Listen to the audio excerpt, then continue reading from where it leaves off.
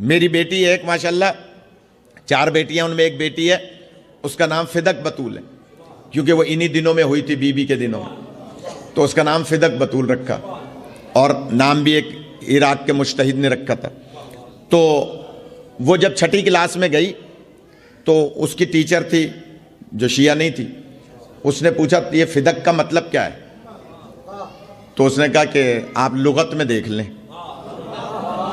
یار تھوڑا سا جاگ جائے، میرے خیال میں بہت تھک گئے آپ۔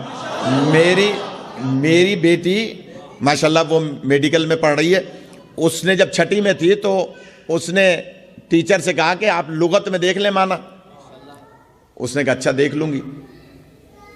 وہ بھول گئی، اپنے گھر گئی، شوہر اس کا پروفیسر تھا، تو اس سے کہا بھائی میں دیکھنا لغت میں بھول گئی، تم تو پروفیسر ہو، میں تو ٹیچر ہوں 6ٹھی 7ویں کی، تو تم کالج میں پڑھاتے ہو، یہ فدق کا کیا مطلب ہے؟ تو اس نے کہا مجھے بھی نہیں پتا، پڑھاتے ہی نہیں ہیں، بتاتے ہی نہیں ہیں، وہ ہمارے کہنے لگے کہ مجھے نہیں پتا۔ تو اس نے کہا بھائی کل جمعہ ہے، اگلا دن جمعہ تھا، تو جمعہ پڑھنے جاؤں گا مولانا صاحب کے پیچھے، ان سے پوچھ لوں گا۔ انہوں نے کہا ٹھیک ہے۔ صبح جمعہ ہوا، وہ جمعہ پڑھنے گیا اپنی مسجد میں، دیوبندیوں کی مسجد تھی، وہاں جب نماز پڑھنے گیا تو نماز ختم ہوئی، پیش نماز سے لوگ کھڑے تھے جیسے ہاتھ ملانے کے لیے کھڑے ہو جاتے ہیں نماز کے بعد، تو اس نے آگے بڑھ کے، پروفیسر تھا پڑھا لکھا تھا، اس نے آگے بڑھ کے کہا کہ قاضی صاحب یہ فدق کا کیا مطلب ہے؟ اس نے فوراً اس کو برا بھلا کہا،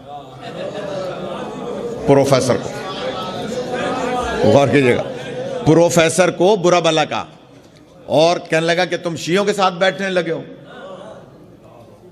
تمیز نہیں ہے، شیعوں کے ساتھ بیٹھتے ہو، دین خراب کرو گے۔ اس کو برا بھلا کہا۔ اب پروفیسر حساس ہوتا ہے، علم سے تعلق رکھنے والا بندہ حساس ہوتا ہے، اس کو انسلٹ فیل ہوئی کہ اس نے 10 آدمیوں کے سامنے مجھے ذلیل کیا، میں نے تو ایک لفظ کی معنی پوچھی تھی۔ علماء کا کام ہے، اگر نہیں پتا ہے تو کہہ دیں بھائی مجھے نہیں پتا، کل بتا دوں گا، پرسوں بتا دوں گا، یا بیٹی سے پوچھ کے بتا دوں گا۔ جو پہنچ گئے جن کی تاریخ پڑھنے گئے، خدا آپ کو سلامت رکھے۔ بھائی اگر نہیں جانتا تو جواب دے دے، لیکن وہ کہہ رہا ہے کہ غصہ ہو رہا ہے، پروفیسر کو برا لگا کہ اس نے میری بے عزتی کی ہے، دل میں سوچ لیا کہ آج کے بعد اس کے پیچھے نماز نہیں پڑھوں گا۔ میں جملہ کہوں، اگر پہلے ہی سوچ لیتے نا کہ یہ جن کا پیروکار ہے ان کے پیچھے نماز جائز نہیں ہے، جو پہنچ گئے تو خیر کہا میں اب اس کے پیچھے تو نماز پڑھوں گا نہیں، بدتمیز مولوی ہے۔ لہٰذا اس نے کہا کہ میرے لیے کیا مسئلہ ہے، میں یونیورسٹی میں پڑھاتا ہوں، وہاں بہت بڑی بڑی لائبریریاں ہیں، وہاں کسی بھی لائبریری میں جا کر لغت میں بات لغت کی کر رہا ہوں، لغت میں دیکھ لوں گا، پتہ چل جائے گا۔ یہ آیا یونیورسٹی کی لائبریری میں، کراچی یونیورسٹی کی بڑی لائبریری ہے، کتابیں نکالی لغت کی، تو اس نے فا نکالا، فدق سے فا نکالا، فہرست میں ہوتے ہوتے ہوتے فدق مل گیا۔ لغت لکھنے والا منصف مزاج تھا، اس نے اس کے آگے جملہ لکھا کہ یہ وہ باغ تھا جو نبی کی بیٹی سے حاکم نے چھین لیا تھا۔ تھوڑا سا جاگ جائیں۔ لغت لکھنے والے نے صرف اتنا سا جملہ لکھا، تفصیل نہیں لکھی کہ نبی کی بیٹی کون، حاکم کون، تفصیل نہیں لکھی، اس نے صرف اتنا لکھا کہ نبی کی بیٹی سے حاکم نے باغ تھا وہ چھین لیا تھا۔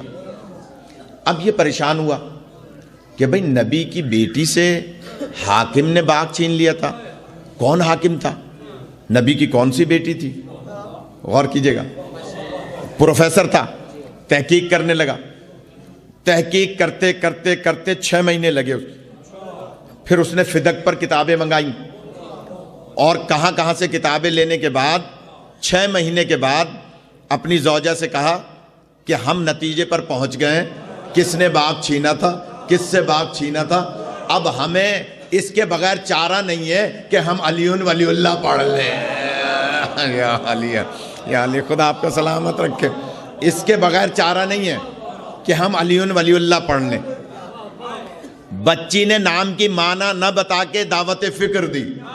یا علی کہ تم لغت جا کے دیکھ لو، تمہیں لغت میں پتہ چل جائے گا کہ فدق کی معنی کیا ہے. اور وہ دونوں منصف مزاج تھے، پڑھے لکھے تھے. صحیح معنی لغت کی دیکھی تو دروازہ اہل بیت پر آ گئے. نتیجے پہ پہنچ گئے کہ کس نے چھینا تھا اور اس کی وجہ کیا تھی اور کس سے چھینا تھا.